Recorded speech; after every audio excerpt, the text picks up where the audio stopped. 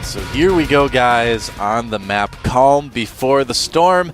And with this player, we certainly could see some storms. It is OGS MC in the red. And up at the top left part of the map, we have our blue Terran player from the team Incredible Miracle. It is 3-time GSL champion. I'm MVP. Yeah, and you know, as far as the skill disparity between these guys goes, you know, MC won 2 championships with his timing attacks, which were at the time not figured out, and MVP won his championship through pure macro play, and then continued to do it over and over and over again. And I think that shows the longevity of MVP is obviously been much longer than MC. Even MVP fell out of Code S once to a July Zerg attack. And he was able to come back, and we haven't seen him fall down again. And MC, on the other hand, actually fell out of the GSL entirely and was able to beat up a bunch of foreigners and take a Code S spot. So MC actually played decently well the other day. He danced after he killed his opponent, who actually made his bunker late and in the wrong position after making a zealot that didn't make sense. But you know, if he wants to celebrate, I guess that's pretty good. Just like let my MC rants out. Just had to let you guys know. Well, I want to know, how do you really feel about MC? Well, I don't think we're really getting the full effect. Well, here's a Command Center first going down for MVP, which is pretty common in a Nexus first, and to go down for MC as well. And that's how the Calm Before the Storm goes. An appropriate name for the map, I have to say. This map, in a lot of ways, reminds me of Crevasse. Yes. Where you've got you've got at least one natural that's so easy to take and defend, and you've got a third that's pretty easy to take and defend too. In fact, on this map, it's a little bit easier than the one on Crevasse was. If you look, very true. The bases are actually laid out very similarly to the way it was on Crevasse. The main difference is that the ramp is not quite as large. You don't have those rocks there. And the map, the center of the map is very different as well. You don't have a bunch of ramps. Yeah, you've got those kind of little paths that go in different directions. So it's not a very open map. You know, the running lanes tend to be fairly narrow on this, but I actually think that's a little bit deceiving because it's such a large map. Even though it looks narrow on like the mini map, when you actually are moving an army through it, it's actually still pretty wide. Yeah, it is deceiving. I would agree. That's actually a really good way to put it. Like Desert Oasis. There's actually plenty of room to run around on that map. There actually was. Desert Oasis, man. I remember there were so many games where airplay was just very strong and there were drops and things like that. Colossus drops. Sometimes the games went long on that map, and those games were epic. Some of the longest games I played in beta were on that map easily. Yeah, I remember the first game in the GSL was Greg Fields, man, and Ghosts and Nukes. Oh, yeah. Played back then on that map. It's been so long. I'm remaking that map. I'm still working on it. Just wait. It's going to be awesome. Maybe you should submit it to that map contest. Maybe. I don't know. Is that over yet? I don't know, actually. I don't know. But I love map contests because it really allows creative minds to get out those maps and, you know, show their stuff, because right now in StarCraft 2, sure, we have a lot of awesome maps, and especially the GSL, you know, we have different non-ladder maps, but it's really cool to see how the maps are created. In StarCraft 1, we had so many awesome maps, and there are obviously clear favorite maps in StarCraft 1, but, you know, Brood War just had so many awesome maps. I think StarCraft 2 will as well. Oop, that probe, not controlled. Didn't notice some Marines walking right up to him and pointing a gun in his face, I guess. It happens. You know, he's got to have his reaction time reprogrammed. It's just like thinking about minerals. He's like, oh, I could be mining some minerals, and it's like, wait a second, and then it's too late. Well, MC here is going to make a Stargate. I was wondering if he's going to either make a Stargate or a Twilight Council at this point after getting those gases. Yeah. And, you know, MVP is just powering up his gateways, or rather his barracks. He's made a bunker just in case, because he wasn't really able to scout very well, and also taking those gases. MC most likely going to go into Phoenix play from here, I would say, learning from his teammate Hero. I don't know about that statue, man. Yeah. Interesting. All I know about is the statues of me on Metal Alphas. It's the only statues I know about, man. There's no statues of me in the game anywhere. Well, maybe one day there will be. Maybe. Well, that Marine is not going to win that fight. This is always a really good thing to do if you're a Protoss player, is to put pressure on your opponent. When he does, if there's a bunker, you look, you see the bunker, you go away. Don't lose any hit points like MC just did. But you can always out micro Marines with Stalkers until they're stem. So just, you know, be aware of that fact. A lot of Protosses don't think about it. So it is Phoenix play. Yes. This is something that Hero does a lot, so I'm not surprised to see MC do it, as they are teammates. One thing that, with MC, that he kind of reminds me, to a certain extent, of Marine King was, you know, maybe 4 or 5 months ago, where he knew that the way he was playing wasn't working, he was starting to lose a lot, and he had to kind of, like, revamp the way he played, you know? And I feel like MC is doing that right now too, because he still does do a lot of timing attacks, still strength, but I see a lot of, you know, different things too that he's doing that he wasn't doing before. So I feel like he's kind of reworking his golf swing, you know, if you will. He's kind of trying to like revamp the way he plays because he wants a long-term career, you know? So whether he'll be successful in that or not remains to be seen. I won't even ask you about your opinions on that. Well, I really like what he's doing here with these Phoenixes. Phoenix play is not something new to StarCraft 2 in this matchup. In fact, we saw someone who used to be known as Noonie do it quite a bit in the beta, and now, of course, that guy is Liquid Tyler, and he actually made Phoenixes work quite a bit in the beta. There was a time where people were like, oh, I don't know if this is safe because the timing attacks are really hard to hold with it. But in this case, where both players have gone for a fast expansion, and the Phoenixes just come out, they harass you, going to take a hit from that turret, but it's fine. You know, it's okay. Gets out of there. Does not lose a Phoenix, and this allows him a lot of control. It's a harassment option that Protoss has. It's fairly easy to execute. You know, a lot of people complain about Protoss not having harassment options, but Phoenixes are still a viable option. They're not very strong combat units, so this is kind of the drawback to them. So if your opponent attacks you, you don't have very many units to defend. But in this case, he's powering up his gateways, he's getting that Forge upgrade out, he started the Twilight Council. And I like this play that we're seeing from MC. It's not very MC-esque. I mean, he has done Phoenix play in the past, but it's not a timing attack, it's not a big attack, it's actually playing towards the longer game. Yeah, I'm curious to see where he's going to go from this. I mean, in Korea for a long time, it was very common to see a Protoss player go for Colossi. Oh, look at that. Going to get a medevac. Oh, beautiful. Losing nothing. Now he's going to go and kill perhaps an SCV. Decides to go away, recharge those shields. Yep. Awesome, awesome play. I love seeing Phoenixes when they're used correctly like MC is using them, and he is using them absolutely correctly. Basically, guys will tell you to use Phoenixes correctly. You kill something here, you kill something there, you don't lose Phoenixes. And actually, it's really fairly hard to do, but you know, yeah, fairly hard to do. But once you lose practice it, it's okay. Do you think he's practiced it? I think he's practiced it, man. It looks like it. It certainly does. Well, we do have an armory, another engineering bay going up for MVP right now, so he's going pretty upgrade heavy. You know, he's not. You notice he's not added on a Ghost Academy or anything yet. You know, he's just pumping those upgrades and medevacs so hard. What he predicts is going to happen is actually exactly what's going to happen. Notice he only made 2 Vikings. MC is making him make the Vikings. He's going to add a ton of gateways when that third base gets up. He's going to power up. He's already got +2 armor on the way. MC is doing that very heavy upgrade style. He's going to switch into a ton of gateway units. He wants him to have useless Vikings. He wants his medevac count to be low. He wants him to stay in his base so he can just power up and stick with low gateway units for a while, but then once he hits that third base, he's going to power up. He's probably going to add 4 or 5 more gateways. He's going to have good upgrades. Look at that. Templar Archives coming out. He's going to have a Charged Zealot, Archon, Heavy Force, with some Phoenixes mixed in, but of course that's not going to be the key here. The key is going to be his upgrades, but MVP knows about that. That's why he's getting those upgrades very quickly. He has to keep up with the Protoss. He's got a Ghost Academy coming up right now. He's not making any more Vikings. He's actually making 2 more just now.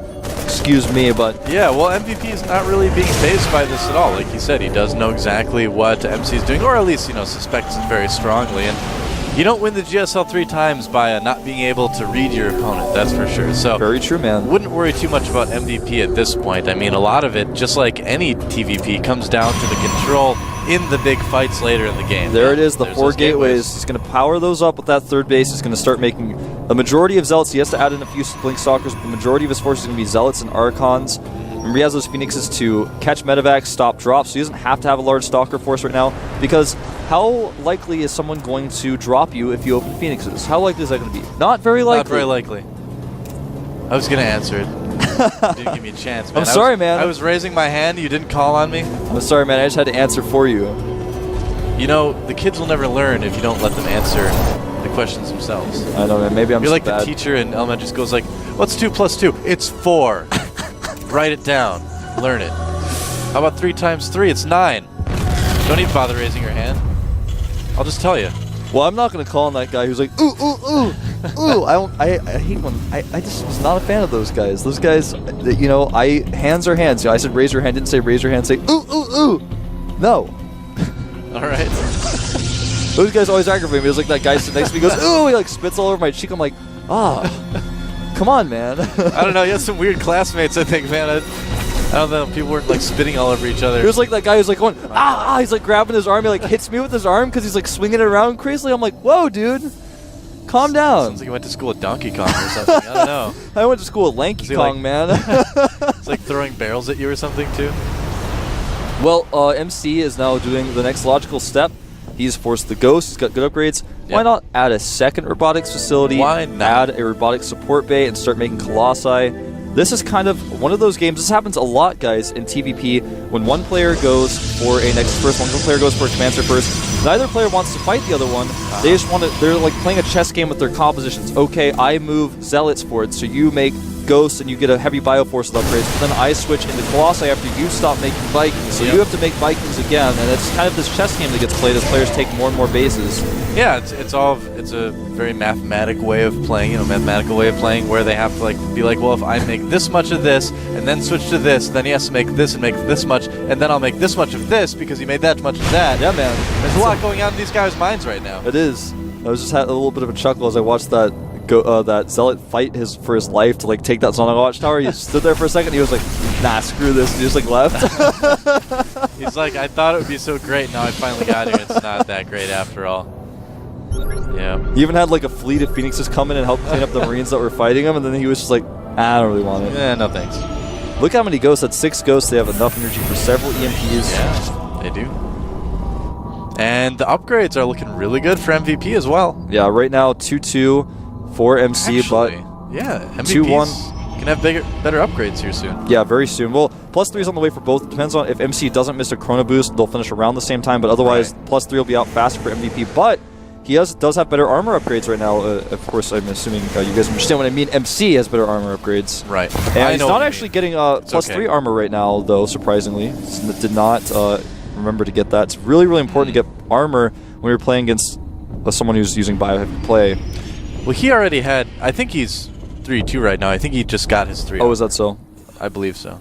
Well, MVP is making more and more commanders around the side of the map because he knows that MC, if he goes all the way up to the top right side of the map, is going to give him a lot of counterattack opportunities. He doesn't actually need that commander. It's just kind of using it as a chess piece. Might pick off a Ghost. Nope, decides not to. This is a little bit dangerous for MC yeah, right now. MC needs to position his units a lot better. He does not have very many Stalkers, so even though he has those Colossi, when those Colossi fall, his opponent's going to be able to kite those Zealots. Oh no, these Colossi are way out of position. That was scary. Clumped up here. I mean, MVP has a great concave. Looks like MC wants to go for it, though. This may not end up being the best idea. He's trying to bait things out with his I like this a lot, actually. Targeting down these Ghosts of the Colossi. Really smart move by MVP, realizing there are, MC. Whoa! All That's those a lot of units EMPs. just disappeared, seem to, by those EMPs. But there's just still so many Zealots. They have better upgrades. And they have charge as well, able to close the gap on those bio units so quickly.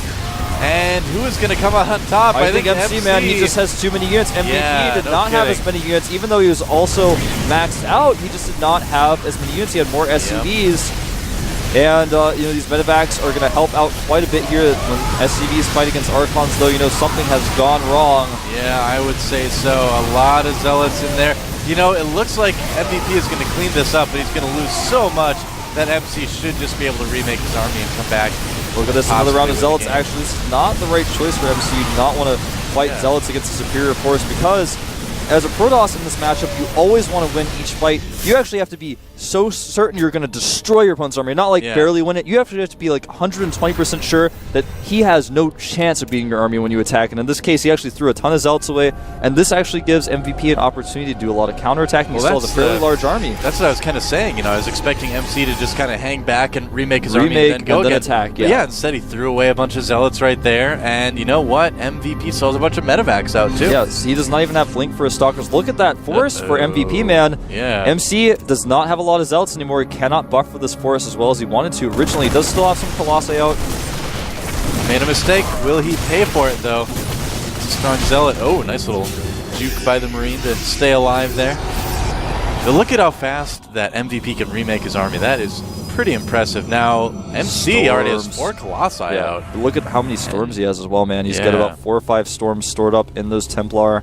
And this is going to be a tough fight because there are no Ghosts. And, with those Colossi, even though MVP had a really strong army, I think there may be too many units. He actually has missed his window there. And, he's just got so much mining, even though he lost all of those SCVs as natural. If he can buy a little bit more time, he should be okay. I'm a little bit disappointed. He's kind of sitting and waiting. I'd like to see him try to do drops. I know he killed the majority of those Phoenixes. It's going to be a little bit easier for him to try to do drops and things like that to keep MC back, because if he just lets MC attack him again, he might die. The Storms are out.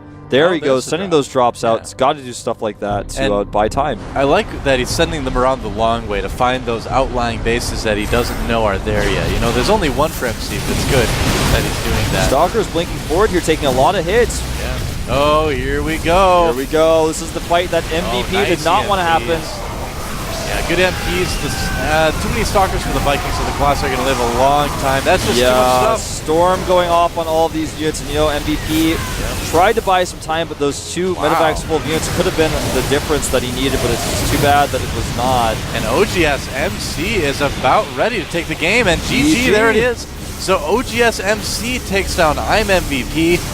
We've seen some pretty surprising results here today. That was a game that I think would be worthy of the celebration that we saw from MC the other day. That was a game where MC outplayed his opponent, went Phoenixes, controlled the map with them, played an awesome macro game, knew when to engage, knew how to engage, had the perfect composition, always kept his opponent guessing. Do I make Vikings or do I make Ghosts? That was a game that I will say of MC that really impressed me. That was a really new school MC game. You know, it's kind of like I had mentioned. I feel like he's reworking his style of play to not rely on those timing attacks much more. And if he can do it, kind of just like Marine King, he's just going to be a very solid player again. Yeah. You know, I said in an interview once, I guess it was about a month ago now, that I thought that MC was not even ready for Code A until he changed his playstyle. And I can see, man, he's changed it, or maybe he hasn't even changed it. Maybe he's finally working on it. I think maybe what's really going on here is MC's had these builds kind of like in his closet. That he doesn't go in that often. He's been losing a lot. He's like, I think it's time to change my style. He goes into his closet. He pulls out his Phoenix builds. He pulls out his Nexus First builds. He's like, all right. He's like, I haven't used these in a while. He puts them on. He puts on his Nexus First, and he goes out, and everyone's like, oh, MC looks pretty good, man. Good, yeah. He's looking pretty good. Yep. MC, he's got his little diamond-tipped cane as well. Like his little hat with the feather in it. Yeah, man. Yeah, monocle, if you will. I'd love to have MC with the hat and the feather in, man, like a fedora with a little feather in it. He was wearing that to the studio, man. You know, that'd be so awesome. We will get to a point where MC will be carrying around like a diamond-tipped cane to his matches and wearing like a zoot suit. Well, with how fast the StarCraft 2 industry is growing for a player who's is as successful as MC is, man, I think everyone should have zoot suits. I think so too.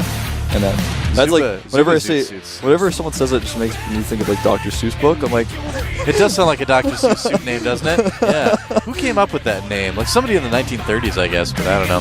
All right, guys, we are going to move on to Game 4. As you can see, it's going to be the next line versus TSL Pult here on the Team Ace Invitational. Let's get into the game.